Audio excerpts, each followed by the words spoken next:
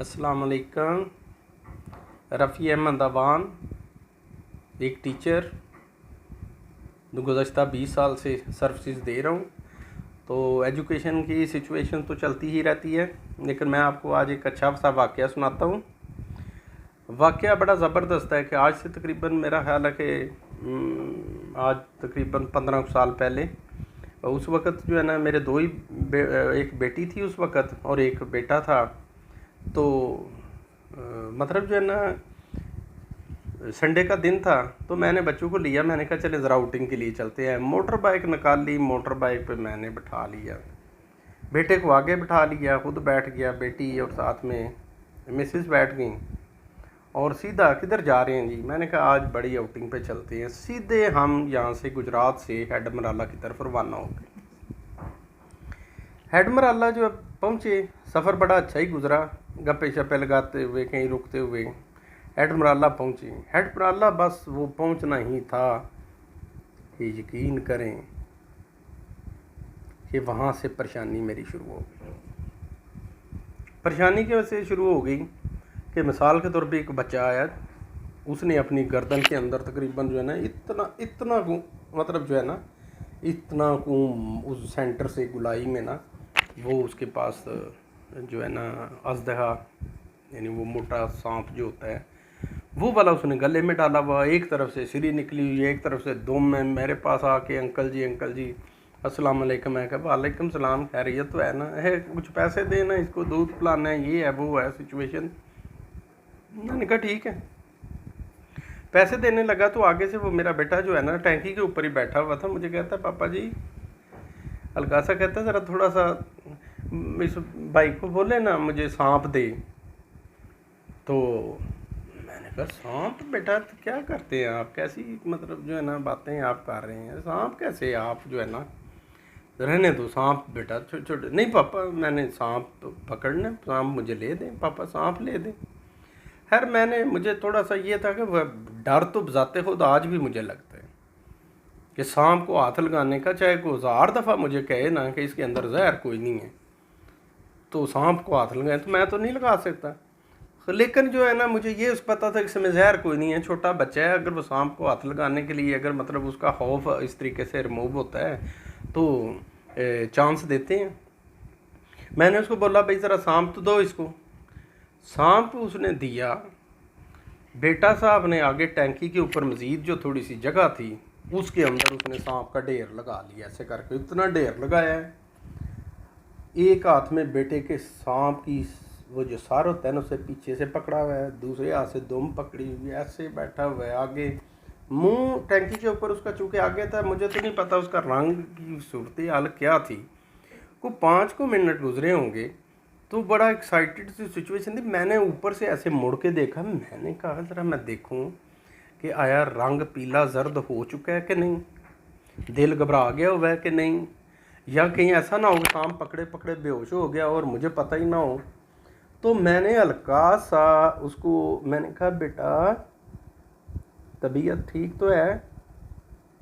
तो मुझे ऐसे मुड़ के कहता है, ऐसे इशारा सा किया है ख़ास किस्म का, मतलब वो इशारा ये था कि पापा जान आप सांप मेरे हाथ में ही है, कोई मसला नहीं, मैं हैंडल कर रहा हूँ, आप यहाँ से मोटरसाइकिल दौड़ाएँ ताकि इस बच्चे से सांप जो है ना लेके तो हम लेके घर चलें। मैंने कहा आपका बेटा दिमाग ख़राब हो गया, खुदा के लिए उसामा साहब ऐसा ना करें प्लीज़, ये सांप इसको वापस कर दें। कहता है नहीं, ज़िद पे आ गया, कहता है सांप मैंने लेके जाना है, मैं सांप के बगैर रह ही नहीं सकता। वो बच्चा जो है ना 10 मिनट की इस मतलब जो है ना जंग के अंदर वो खड़ा होकर रोना शुरू हो गया। कहता है अंकल जी मुझे ना प्लीज़ सांप ले दे, मैंने जाना है अंकल जी मुझे सांप ले दो। मैंने कहा तेरा दिमाग ख़राब है, ये बच्चे के हाथ में जो चीज़ है खिलौना होता, कोई तुम्हारा घी बाल होता, कोई इस तरह की कोई चीज़ होती, मैं उसे छीनता और तुम्हारे हाथ में वाले करता कि ले बेटा अपनी चीज़, ये सांप है। मैं जो वैसे ही ऐसे मोटरसाइकिल पे था इस तरीके से मैंने अपने हाथ ऐसे इतनी देर में किए हुए थे, मैंने कहा कि ये इस तरीके से तो काम नहीं चलेगा। मैं तो हाथ पीछे करके बैठा, मैंने कहा मेरे हाथ देखें, कोसों दूर है उस सांप से, तुम कहते हो अंकल जी सांप इसे छीन के दे दें, लेना तो ले ले तू सांप, मैं अब क्या कह सकता हूँ। अजीब तमाशा शुरू हो गया। उधर से जनाब सांप को सेंटर से उसने हाथ डाल लिया, उधर से बेटे ने सर जो है ना पकड़ा हुआ, तुम पकड़ी हुई है, वो खींचा, मस्ती लग गई। साथ में ये छोटा था ज़रा, 5-6 साल का होगा, इसने साथ में जनाब ज़िद शुरू कर दी, हाथ छोड़े कोई ना, साथ में चलाना शुरू कर दिया, चीखना कि नहीं नहीं। एक अजीब सा तमाशा। दिल तो मेरा बड़ा किया, मैंने कहा कि खींच के उसके बच्चे के वाले बेचारे के ऊपर, लेकिन कैसे, वो सांप था जनाब। मैंने उसको उसामा को बोला बेटा दे दो। अल्टीमेटली वो इस तरीके से उस जंग के अंदर उस बच्चे की होगी जीत। शुक्र अल्हम्दुलिल्लाह किया कि बग़ैर किसी मेरी एक्टिविटी के बग़ैर सांप वापस हो गए। तो सांप जनाब उस दिन वो बच्चे से ले लिया गया। फिर है हम कभी वो उधर बोट के अंदर थोड़ा सफ़र किया, फिर खाया पिया, घूमे फिरे, सारा दिन घूमे, बड़ा इन्जॉय किया। वो बार बार 1-2 दफ़ा उसने बोला पापा जी ज़रा सांप की तरफ चले। मैंने कहा बेटा इधर से निकल ले, सीधे गारा आ गई। मैं बड़ा सरप्राइज था, मैंने कहा इसको डरना चाहिए, ये कर क्या रहा है। ठीक रात को ना 12-1 बजे के करीब ये उठ के बैठ के इसने मारी ज़ोर से, सामा ने चीख, सोया हुआ। मैं एकदम से उठा, मैंने कहा तो चीखें मारता हूँ पापा जी ये वो। मैं बोला बेटा हौसला करो, हौसला क्या हो गया है। मेरे दिल में था कि अब डर है सांप से। अब आया ना मज़ा, दिल में अंदर से पूछा, मैंने कहा बेटा तू उस वक्त तो डरा नहीं है, अब डरा है कि नहीं। तो उसका चेहरा मैंने देखा, तो मैंने कहा मसला क्या है। कहता है पापा जी एक अदद सांप। क्या आप मेरे अच्छे पापा हैं, आप क्या मेरी खातर एक सांप नहीं मुझे ला के देख सकते एक अपने घर में। तो मैंने कहा मेरा बेटा तू सांप अगर रखेगा ना तो फिर तू और सांप ही रहोगे, ये जो पूरा घर है ना ये भाग जाएगा यहाँ से। तो खुदा के लिए आप इससे प्लीज़ अवॉइड करो। जो उसके अलावा कोई दुनिया की है ख्वाहिश तो कह नहीं मैंने सांप लेना, मैंने सांप लेना, सांप हो मुसीबत जो है ना उसका। खैर ये थोड़ा सा बताने की मतलब थोड़ी मैं इसका थोड़ा सा बताने की वजह ये है कि छोटे छोटे बच्चों को भेजा खौफ, वो हट जा मर गया, ये डर, वो इस तरह की चीज़ों से नहीं डराते। कुछ चीज़ें ऐसी होती हैं जो बेज़रर होती हैं, उसका खौफ डाल के सारी ज़िंदगी, उसकी ज़िंदगी में वो कभी भी मतलब वो परफेक्शन नहीं आती। और उसका मतलब और समझे कि 4 साल गुजर गए हैं, 5 साल गुजर गए हैं, तो हम किसी मतलब जो है ना किसी जगह पे गए तो सामा साहब भी कहते हैं कि मैं ज़रा वाशरूम जाना चाहता हूँ। वाशरूम चला गया उनका, वो देहात के अंदर सिचुएशन को ऐसी थी, देहात के अंदर वाशरूम है बना हुआ उनका, लेकिन उसका दरवाज़ा कोई नहीं। अब दरवाज़ा उसका कोई नहीं है, वो वाशरूम गया है, पहले तो कहता है उसका दरवाज़ा पापा कोई नहीं है। मैंने कहा चलो बेटा कोई नहीं उधर आता। तो मैं उधर से ना थोड़ा सा मतलब इग्नोर कर गया। खैर 10 मिनट के बाद या 5 मिनट के बाद वो आया, ऐसे बड़े आराम से कहता है कान में पापा जी ज़रा 2 मिनट बाहर तो आए।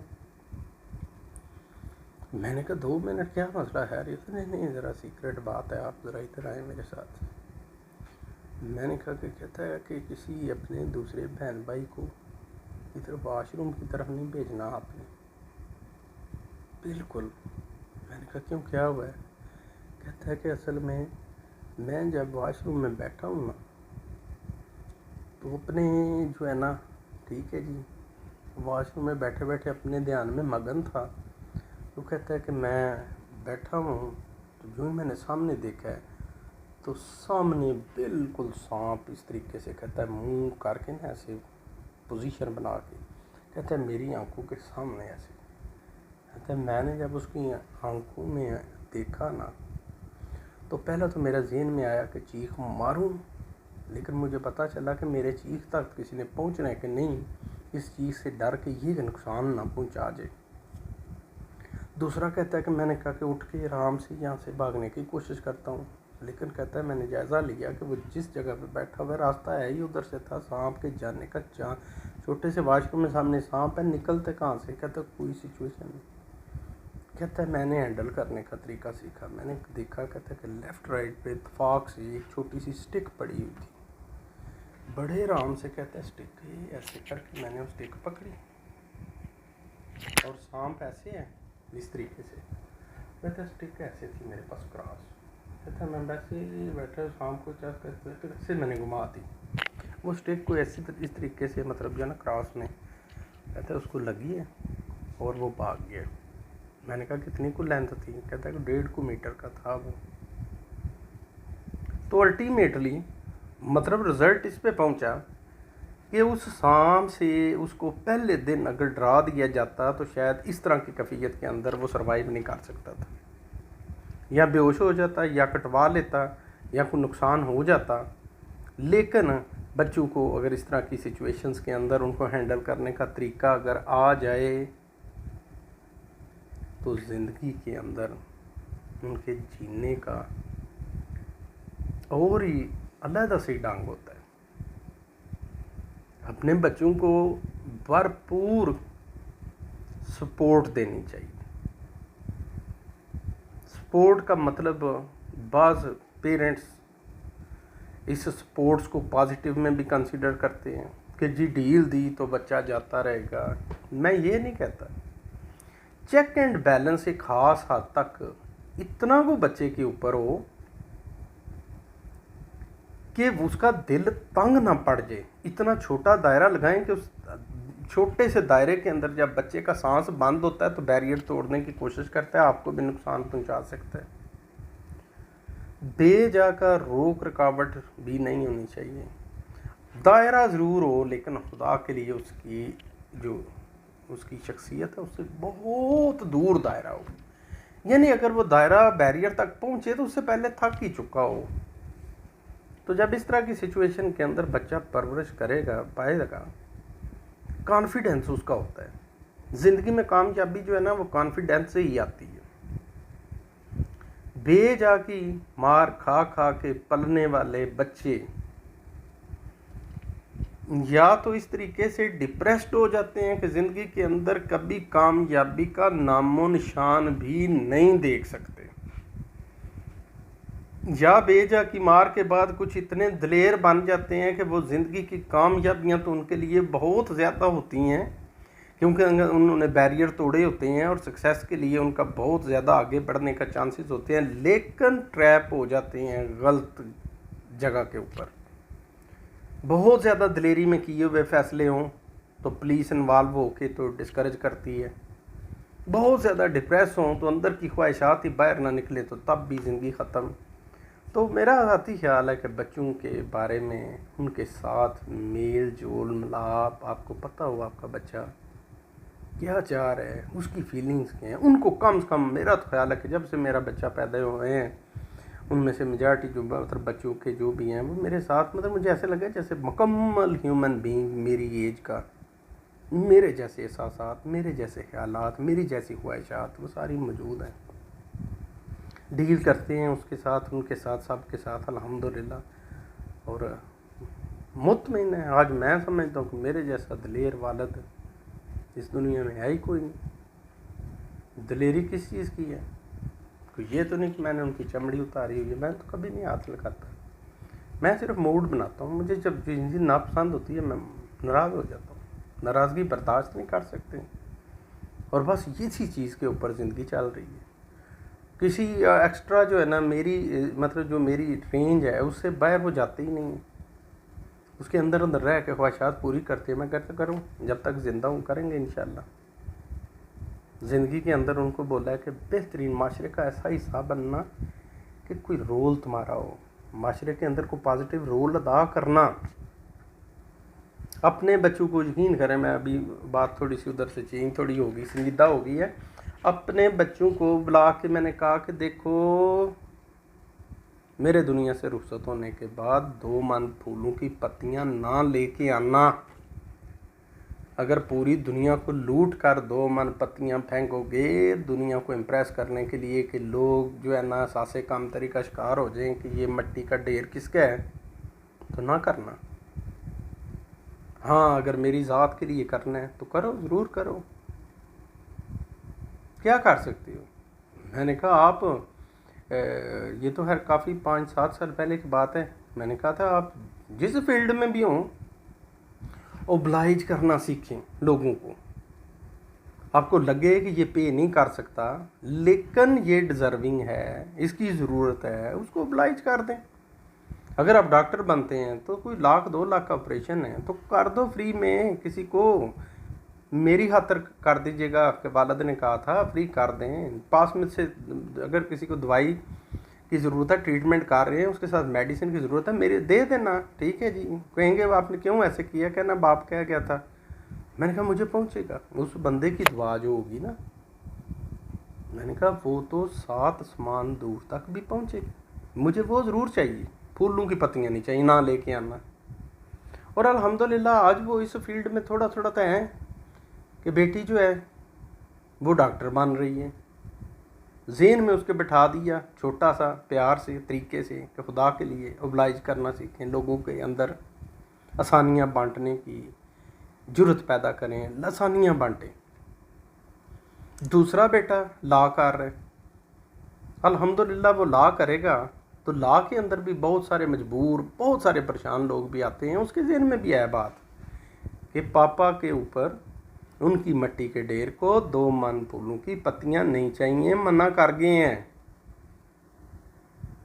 और कह गए हैं कि अगर किसी गरीब बंदा जो कि डिज़र्विंग नज़र आ रहा है, कपड़े पुराने हैं, हालत उसकी कोई नहीं है, मसला उसका बड़ा है, तो को खुदा के नाम के ऊपर, कोई अपने वालदैन के नाम के ऊपर ओब्लाइज ज़रूर करना। ओब्लाइज करोगे वो हाथ खड़े करेगा, दुआ देगा, दुआ पहुँचेगी 7वें आसमान तक, पहुँचती है। तो मैं तो उस चीज़ के ऊपर अमल दरामद करने के लिए कोशिश करता रहता हूँ। मैं कहता हूँ या अल्लाह कुछ इस तरह का हो कि मेरे बच्चे माशरे का एक पॉजिटिव सा किरदार बने, अपना रोल अदा करें जहाँ पे पॉजिटिव रोल है। कमियाँ कुताहियाँ हर इंसान में होती हैं, इनके अंदर भी होंगी, मेरे अंदर भी हैं, सब के अंदर भी हैं, लेकिन उन कमियों कुताहियों को अब सामने मद्देनज़र रख के आईने के सामने कोई नहीं मतलब कि भलाई का सिस्टम सारा तोड़ दिया जाए। तो खुदारा अपने बच्चों को कॉन्फिडेंस दें। और कॉन्फिडेंस से याद आया कि मैंने आज तक नहीं देखा कि आपका बच्चा यूनिवर्सिटी में फॉर एग्जांपल डॉक्टर बन रहा है, जब जैसे मेरी बेटी बन रही है, मेरे ज़हन में आज तक यहाँ पे जज्बा नहीं जागा कि भाई इतना वहाँ पे 200-400-500 बच्चा पढ़ रहा है, 1000 पढ़ रहा है, और 1000 में से मैं अगर थोड़े से 2-4 थप्पड़ मार के खींच के आंखें दिखा के रोब या मारूं उसको थप्पड़, सिर्फ मेरे जहन में ये लालच हो कि इस तरीके से मार खा के ये एक बहुत अच्छा जो है ना परफॉर्मेंस शो कर देगी। लाएं बेटा, थैंक यू वेरी मच। कि मतलब जो है ना ये बेटी है तो इसको 2-4 थप्पड़, सख्ती, परेशानी, टेंशन के ये नंबर और ले और पढ़े, नहीं करता मैं। वजह ये है कि जब बच्चे यूनिवर्सिटीज़ में जाते हैं तो समझ ज़रूर आ जाती है कि अगर इसका पढ़ने का शौक़ है तो पढ़ लेगा, अगर नहीं पढ़ने का शौक़ तो नहीं पढ़ना। आप लाख करें तो कुछ भी नहीं कर सकते। बस इसी पॉइंट को मैं कहता हूँ कि खुदा के लिए अपने दिमाग में बैठा लें कि अगर यूनिवर्सिटी के बच्चे को मार के उसकी परसेंटेज को अप करके हमें कोई फ़ायदा नहीं, और ना ही कोई इस तरह से करता नज़र आया मुझे, तो इसी तरीके से क्लास 1 का बच्चा हो या क्लास 3 का, ये जो खौफ और हरास की अलामात के अंदर वो डर के जो बैठ के लफ्ज़ पढ़ेगा, वो लफ्ज़ एक भी नहीं पढ़ेगा वही जो शौक़ से पढ़ेगा।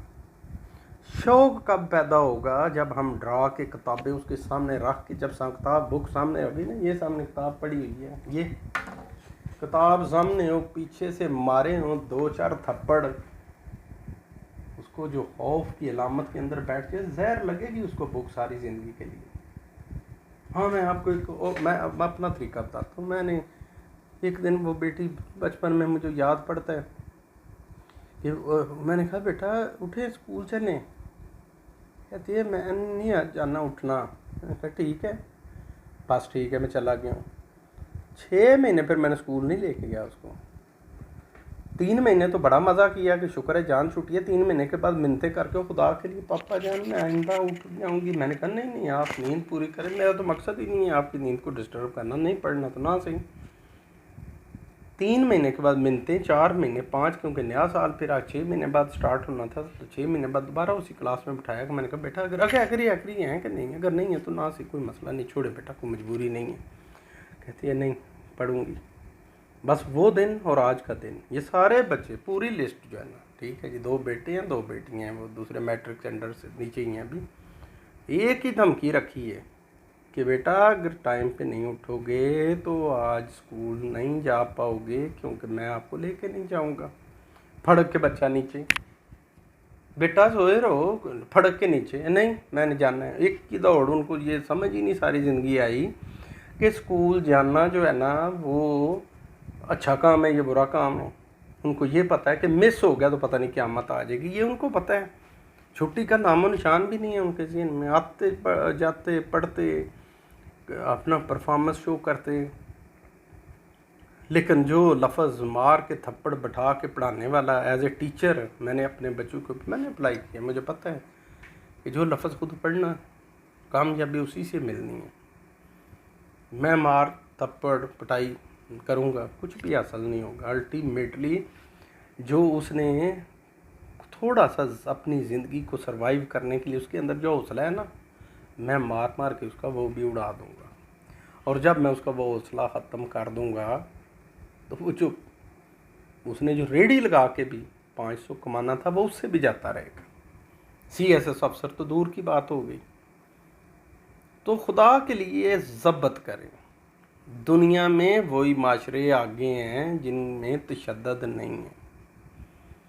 तंग बड़ा बच्चे करते हैं, ज़ाहिर है तंग ज़रूर करते हैं फ्राम द वेरी बिगनिंग। पहली क्लास दूसरी इतना सा छोटा सा तंग ना ध्यान करें तो जड़ी बूटियाँ फैल के कहीं की कहीं चली जाती हैं। फिर हम 2 साल के बाद एक ही दफ़ा समेटने के चक्कर में होते हैं, लेकिन एक दिन में वो कंप्लीट नहीं हो पाता। ये साथ साथ ही 2-2 घंटे के बाद देखना होता है कौन सी बूटी की शाखें ख़तरनाक हुई हैं, उनको काटना पड़ता है। खुदा इन बातों के ऊपर अगर आपको अच्छा लगे तो बड़ी अच्छी बात होगी। ठीक है जी, अस्सलाम वालेकुम।